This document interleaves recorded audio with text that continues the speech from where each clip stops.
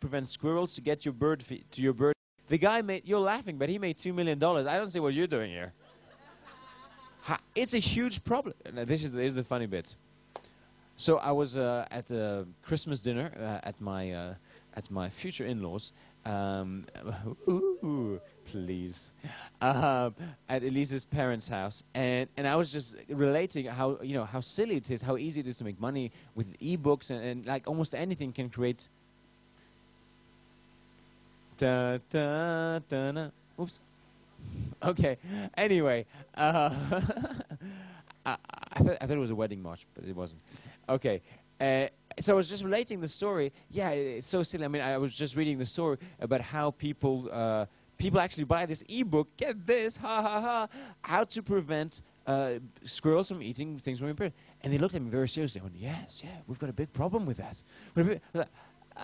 Yes, yeah, absolutely. Anyway, 300,000 copies. Who would have known? So next, as I mentioned, you check the level of competition. So here's how you check the level of competition. As I mentioned before, you go into Google, you look at the number of searches for that.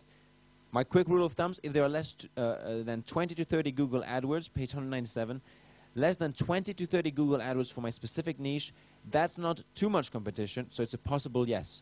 If there's no competition whatsoever, that's I would be dubious about it. I would be dubious about it. I would check it out possibly. I would create a flycatcher page to check it out. What is the flycatcher page? You're going to find out in the next page. Now,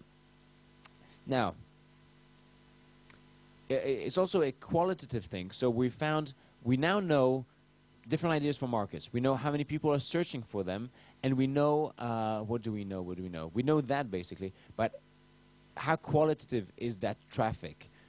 Remember pixelfast.com/overture. That's a great tool to figure it out.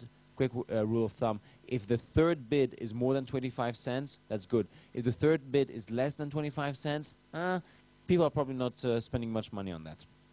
If the third bid is $28, don't even go there. Less than 25 cents, 0.25.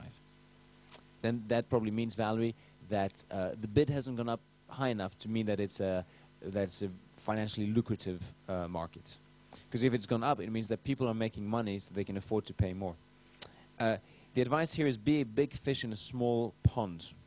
When it comes to online marketing, it's 10 times better and much more profitable to be the king of your own small pond rather than the 600-pound gorilla of your tiny market, rather than a small fish in a big lake.